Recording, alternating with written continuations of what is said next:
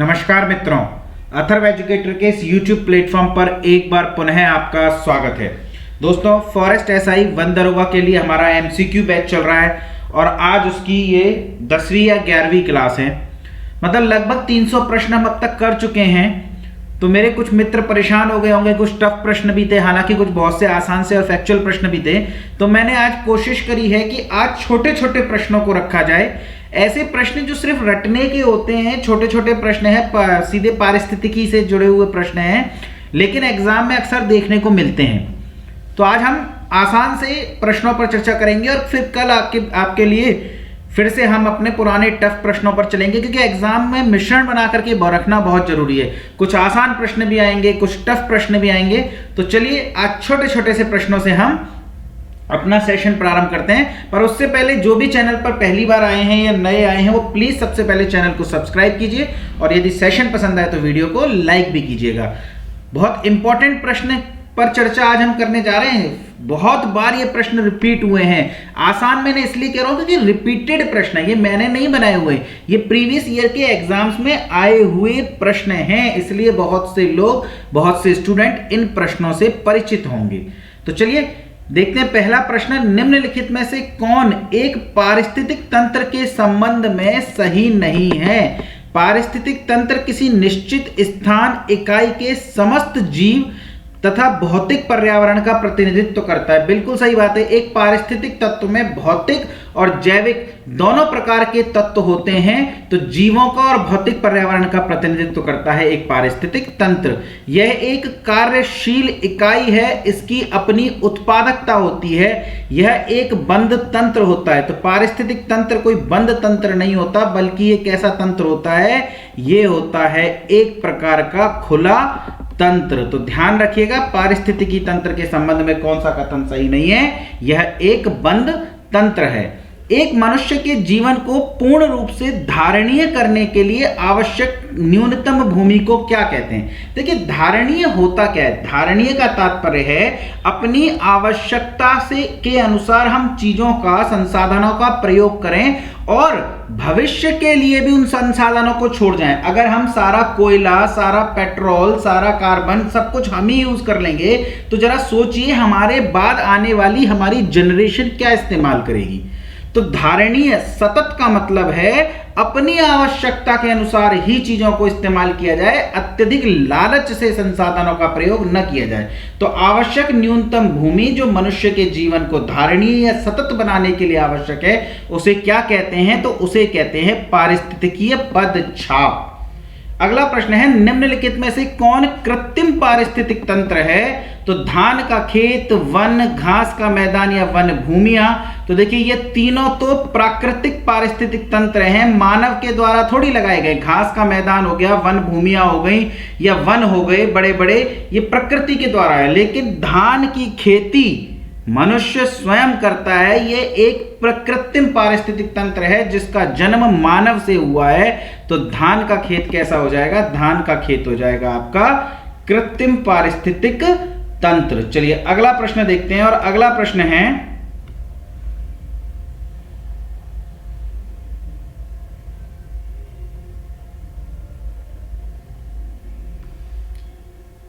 निम्नलिखित में से कौन सी संकल्पना गलत है? आपको बताना है। आपके सामने ये 4 स्टेटमेंट दिए गए हैं और आपसे पूछा जा रहा है इनमें से कौन सा स्टेटमेंट गलत है।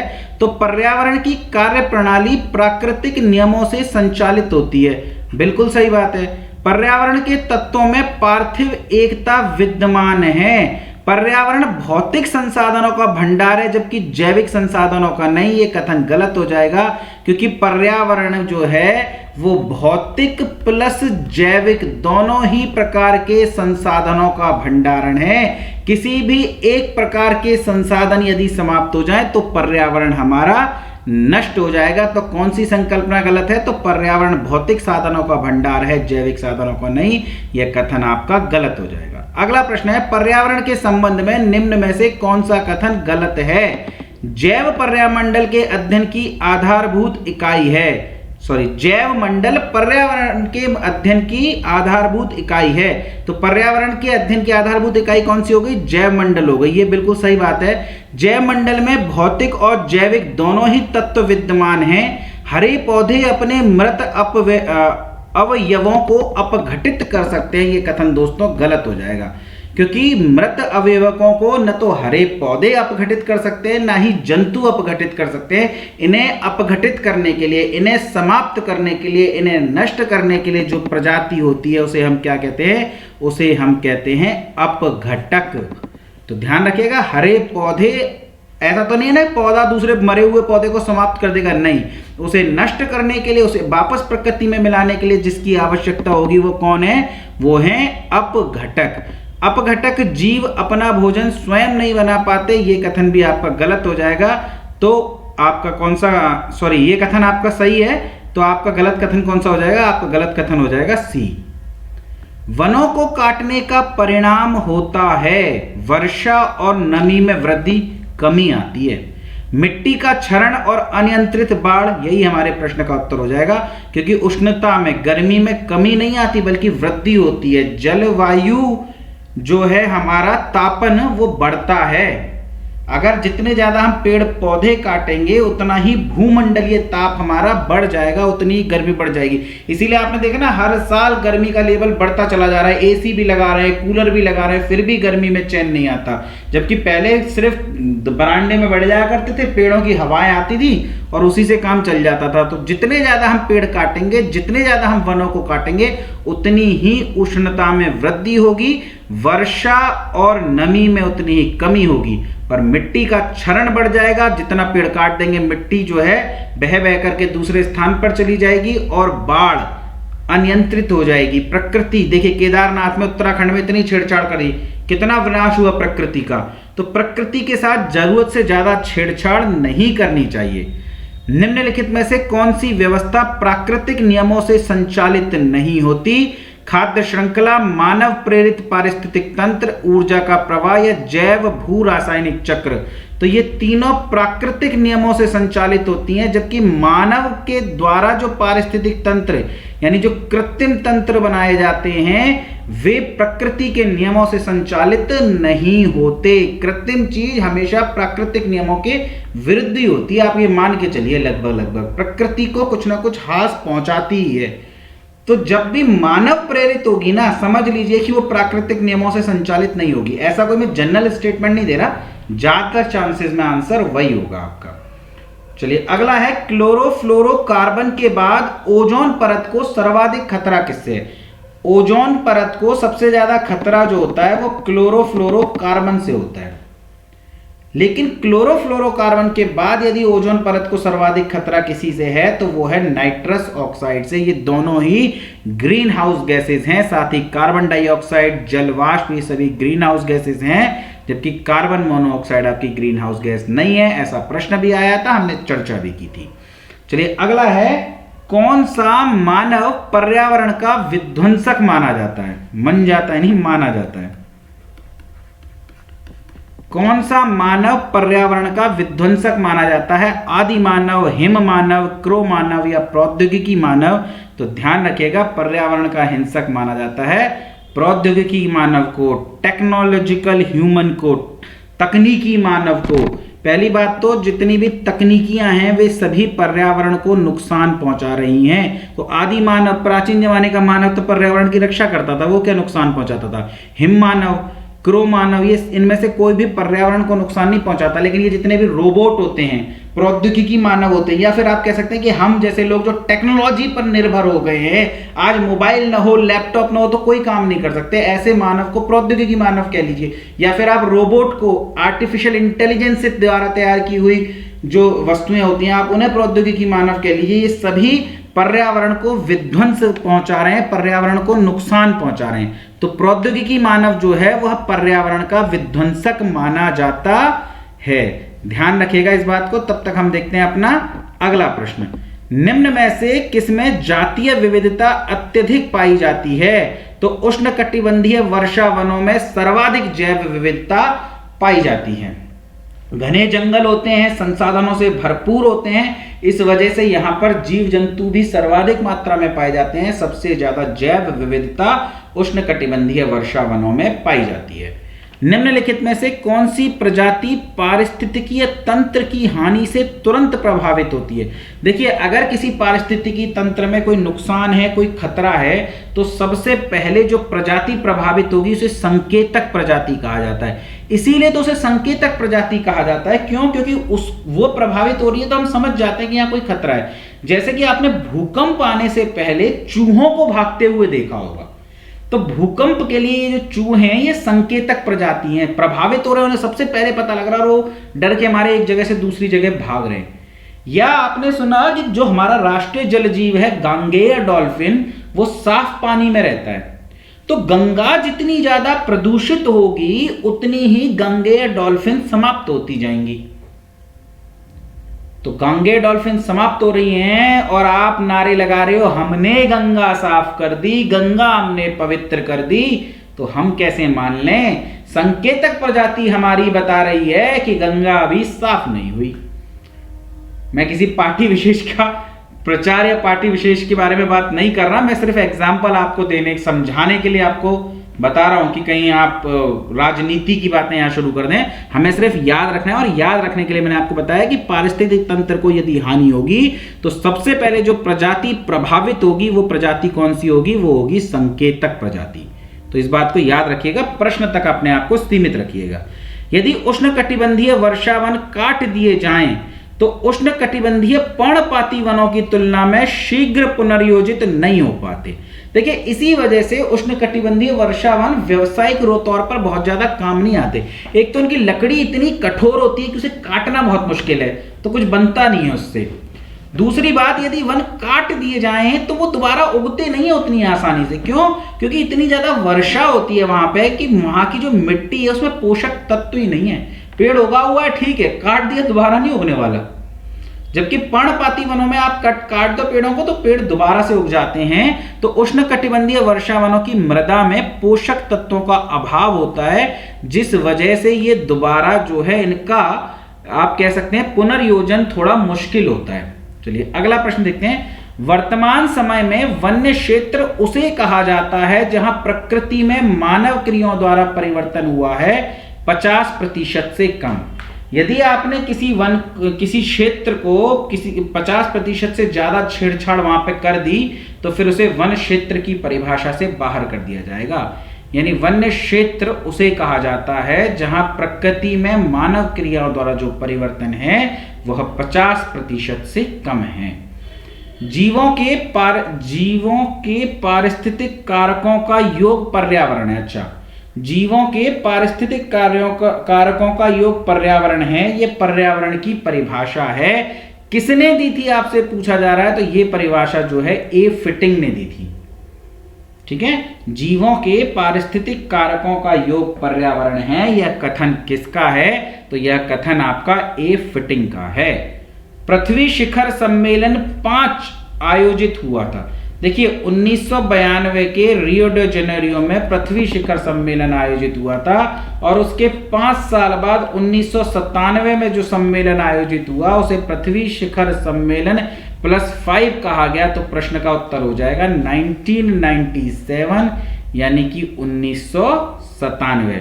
ध्यान रखिएगा 92 में 5 जोड़ के 97 तक आप पहुंच जाएंगे। रियो 20 घोषणा पत्र का शीर्षक क्या था? देखिए रियो 20 का संबंध सतत विकास, धारणीय विकास या सस्टेनेबल डेवलपमेंट से है। और सस्टेनेबल डेवलपमेंट का क्या तात्पर्य है? सस्टेनेबल डेवलपमेंट का तात्पर्य है कि संसाधनों का प्रयोग कुछ इस तरीके से किया जाए कि भविष्य में भी उन संसाधनों का भविष्य की जनरेशन प्रयोग कर सके। तो धारणीय विकास का तात्पर्य है फ्यूचर का निर्माण उस प्रकार करना जैसा कि हम चाहते हैं, यानी संसाधन फ्यूचर के लिए भी बने रहें। The future we want T20 घोषणा पत्र का शीर्षक हो जाएगा। चलिए, वन के पेड़ों की छालों पर उगे मिलते हैं। वन के पेड़, अगर आप जंगलों में पेड़ देखें तो आप वहां पर ना छोटे छोटे ना वनस्पति टाइप हरी सी कुछ चीज उगी हुई देखेंगे पेड़ों पर, उसे लाइकेन कहते हैं। ध्यान रखिएगा लाइकेन का जो संबंध है वह पादप जगत से है। मरुस्थल में उगने वाले पौधे कहलाते हैं। ये सब विज्ञान के प्रश्न हैं, पर चूंकि हमारे पर्यावरण से, वनों से रिलेटेड हो जाते हैं, इसलिए आने की संभावना बनी रहती है, हमें पता होना चाहिए। तो मरुस्थल में उगने वाली जो वनस्पति है वो क्या कहलाती है? वह कहलाती है जीरोफाइट्स। सामान्य रूप से खाद्य श्रृंखला में कितनी कड़ियां होती हैं? तो सामान्य रूप से खाद्य श्रृंखला में 4 कड़ियां होती हैं। एक होता है उत्पादक, दूसरा प्राथमिक उपभोक्ता, द्वितीयक उपभोक्ता, और इसके अलावा एक होता है आपका तृतीयक उपभोक्ता। इसमें आपका वनस्पति जगत आ जाता है, पेड़ पौधे आ जाते हैं जो अपना भोजन स्वयं बनाते हैं, और ये हो जाते हैं आपके शाकाहारी जो इन पेड़ पौधों को खाते हैं। द्वितीयक उपभोक्ता हो जाते हैं आपके मांसाहारी, और जो इन मांसाहारियों को भी खा जाएं वो तृतीयक उपभोक्ता होते हैं। सर्वाहारी को भी आप तृतीयक उपभोक्ता में रख सकते हैं। देखिए, ऐसा तो नहीं है कि तृतीयक उपभोक्ता को खाने वाला कोई और नहीं मिलेगा, ये एक जनरल है कि 4 माने जाते हैं: उत्पादक, प्राथमिक उपभोक्ता, द्वितीयक उपभोक्ता और तृतीयक उपभोक्ता। वैसे भी खाद्य श्रृंखला प्रैक्टिकल नहीं होती, हमेशा खाद्य जाल जो है वो प्रैक्टिकल होता है। तो खाद्य श्रृंखला में कितनी कड़ियां होती हैं? तो खाद्य श्रृंखला में 4 कड़ियां होती हैं। 2 पारिस्थितिक तंत्र के मध्य के संक्रमण क्षेत्र को क्या कहते हैं? तो 2 पारिस्थितिक तंत्र के मध्य का जो संक्रमण क्षेत्र होता है वो इकोटोन कहलाता है। ये एक पारिस्थितिक तंत्र है और ये भी एक पारिस्थितिक तंत्र है। तो कुछ तो ऐसा क्षेत्र होगा जो इन दोनों ही पारिस्थितिक तंत्रों के गुण लिए होता है। देखिए, ये सपोज करिए आप, ये उत्तर प्रदेश का कोई एक आखिरी जिला है और इसके बाद यहाँ राजस्थान शुरू हो जाता है। तो ऐसा तो नहीं होता कि सीमा के खत्म होते से यहाँ के लोग राजस्थानी व्यवहार करने लग जाएं। भाई, कुछ तो उत्तर प्रदेश का व्यवहार, उत्तर प्रदेश की संस्कृति भी इनमें आएगी। धीरे धीरे आगे बढ़ते बढ़ते ही तो राजस्थान शुरू होगा। ऐसा तो नहीं आप सीमा खींच दो और संस्कृति बदल जाए। इसी प्रकार 2 पारिस्थितिक तंत्र के मध्य भी ऐसा संक्रमण क्षेत्र होता है जहां दोनों ही पारिस्थितिक तंत्र के गुण पाए जाते हैं, और ऐसे संक्रमण क्षेत्र को क्या कहते हैं? तो ऐसे संक्रमण क्षेत्र को कहते हैं इकोटोन। तो ध्यान रखिएगा। अगला प्रश्न है, 10% का नियम देने वाले वैज्ञानिक कौन थे? तो 10% का नियम दिया था लिंडमान ने। क्या है 10% का नियम? 10% का नियम कहता है कि सूर्य से कोई ऊर्जा जो है, सूर्य जो कि ऊर्जा का स्रोत है, इससे पौधों ने ऊर्जा ग्रहण करी और पौधों ने अपना जो है भोजन बनाया। ध्यान रखिएगा, पौधों से प्राथमिक उपभोक्ता ने भोजन ग्रहण किया, प्राथमिक उपभोक्ता से द्वितीयक उपभोक्ता ने, और द्वितीयक उपभोक्ता से तृतीयक उपभोक्ता ने। तो जो एनर्जी है ना वो 10% ही आगे जाएगी। सपोज कीजिए इस पौधे को सूर्य से 1000 kg एनर्जी मिली, तो प्राथमिक उपभोक्ता को 100 kg मिलेगी। इसके बाद इधर 10 kg और यहाँ 1 kg, यानी कि अगली जो है कड़ी में जो एनर्जी है वो पहली कड़ी की केवल 10% ही प्राप्त होगी। तो 10% का ये जो नियम है ये किसने दिया है? तो ये नियम दिया था लिंडमान ने। चलिए अगला प्रश्न हम देखते हैं। कुछ पौधों की जड़ें विष के समान पदार्थों का स्त्रावण करके अन्य जाति के पौधों की वृद्धि को संदर्भित करती हैं। ये क्रिया क्या कहलाती है? ये कहना चाह रहा है कि कुछ पौधे ऐसे होते हैं जिनकी जो जड़ होती है ना वो कुछ जहरीला पदार्थ छोड़ती है, ताकि उससे अड़ोस पड़ोस के जो पौधे होते हैं वो मर जाते हैं। यानी आप जहां रहो वहां का कंपटीशन समाप्त कर दो। ऐसे पौधों को क्या कहते हैं? तो ऐसे पौधों को कहते हैं एलिलोपैथी। यानी हम ही हम रहेंगे, हमारी जाति के लोग रहेंगे, बाकी सबका हम नाश कर देंगे। तो ऐसे पौधे क्या कहलाते हैं? ऐसे पौधे कहलाते हैं एलिलोपैथी। अगला है, 2 या अधिक जीवों के अंतर संबंध में एक जीव को लाभ होता है किंतु हानि किसी को भी नहीं होती। इस संबंध को क्या कहते हैं? देखिए, 2 जातियां एक साथ रह रही हैं और दोनों ही एक दूसरे से फायदा उठा रही हैं, दोनों ही फायदा उठा रही हैं। ऐसे संबंध को कहते हैं सहजीवी। और यदि एक फायदा उठा रही है और दूसरी न तो फायदा उठा रही है और ना ही हानि उठा रही है, ऐसे संबंधों को कहते हैं सहभोजी। तो ध्यान रखिएगा, दो या अधिक जीवों के अंतर संबंधों में से एक जीव को तो लाभ हो रहा है पर दूसरे जीव को न तो लाभ हो रहा है न हानि हो रही है, तो यह संबंध क्या कहलाएगा? यह संबंध कहलाएगा सहभोजिता। चलिए अगला है वह प्रकाश चक्र जो सूर्य के प्रकाश से सीधे संचालित होता है। तो सूर्य के प्रकाश में होता है प्रकाश संश्लेषण। प्रकाश संश्लेषण में कार्बन डाइऑक्साइड का प्रयोग किया जाता है, ऑक्सीजन को छोड़ा जाता है। कार्बन चक्र यानी सूर्य के प्रकाश से सीधे संचालित होने वाला चक्र कौन सा है? तो वह चक्र है कार्बन चक्र। चलिए देखते हैं हम अपना अगला प्रश्न, और हमारा अगला प्रश्न है कार्बन उत्सर्जन कर ग्लोबल वार्मिंग में कमी लाने के लिए दुनिया भर में मनाया जाने वाला अर्थ आवर सर्वप्रथम किस देश में शुरू किया गया था? देखिए अर्थ आर होता क्या है? अर्थ आर का मतलब है 1 घंटे के लिए पूरी बिजली को बंद कर देना। ये 2007 में ऑस्ट्रेलिया के सिडनी शहर में प्रारंभ हुआ था, सिडनी ऑस्ट्रेलिया। और क्या किया था कि पूरे शहर की बत्तियां बंद कर दी गई थी ताकि बिजली बचाई जा सके। ये जो ग्लोबल वार्मिंग हो रही है कार्बन उत्सर्जन के कारण, इसमें थोड़ी सी कमी लाई जा सके। हालांकि ये प्रतीकात्मक चीज है, एक दिन ही तो कर रहे हो तो, लेकिन ये शुरू कहां से हुआ था? ये शुरू हुआ था ऑस्ट्रेलिया सिडनी से, और धीरे धीरे ये पूरे विश्व में फैल गया। और आज लगभग विश्व के सभी देश अर्थ आवर मनाते हैं। और कब मनाया जाता है? तो मार्च के आखिरी शनिवार को मनाया जाता है। मार्च के आखिरी शनिवार को अर्थ आवर मनाया जाता है। अगला प्रश्न है निम्नलिखित राज्यों में से कौन सा जनवरी 2016 में भारत का प्रथम जैविक राज्य घोषित हुआ? तो भारत का प्रथम जैविक राज्य जो है सिक्किम घोषित हुआ था। और यदि आपसे दूसरा पूछ ले तो दूसरा था हिमाचल प्रदेश। दूसरा था हिमाचल प्रदेश। चलिए अगला है देश का पहला काला हिरण संरक्षण रिजर्व यानी ब्लैक बक कंजर्वेशन रिजर्व कहां स्थापित किया गया? तो ये किया जाएगा नहीं दोस्तों, किया गया। तो ये स्थापित किया गया है उत्तर प्रदेश के इलाहाबाद में, या हम कह सकते हैं वर्तमान प्रयागराज में। वर्तमान प्रयागराज में। तो इलाहाबाद का अब नाम क्या रख दिया गया है? अब नाम रख दिया गया है प्रयागराज। तो कोई मित्र नाराज मत हो जाना कि इलाहाबाद क्यों बोल रहे हो। वर्तमान प्रयागराज में देश का पहला काला हिरण संरक्षण रिजर्व खोला गया है। चलिए जैव विविधता में परिवर्तन होता है, भूमध्य रेखा की तरफ बढ़ती है, भूमध्य रेखा की तरफ घटती है, पृथ्वी पर एक समान रहती है या ध्रुवों पर बढ़ती है। तो ध्यान रखिएगा, थोड़ा गोल कर दें पृथ्वी को। ये आपकी पृथ्वी है और ये जो है भूमध्य रेखा है, भूमध्य रेखा।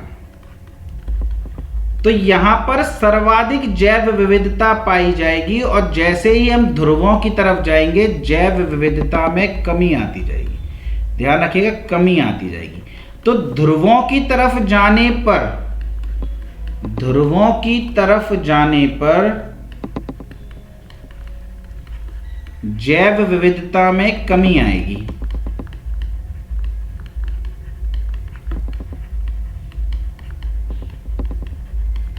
और भूमध्य रेखा की तरफ आने पर जैव विविधता बढ़ेगी। तो भूमध्य रेखा की तरफ बढ़ती है, यह कथन आपका सही हो गया। जैव विविधता के कम होने का मुख्य कारण क्या है? तो ध्यान रखना, जैव विविधता के कम होने का मुख्य कारण है आवासीय विनाश। आप जंगल काटते चले जा रहे हो तो जंगल में रहने वाले जानवर तो मरेंगे ही ना, तो जैव विविधता में कमी आएगी।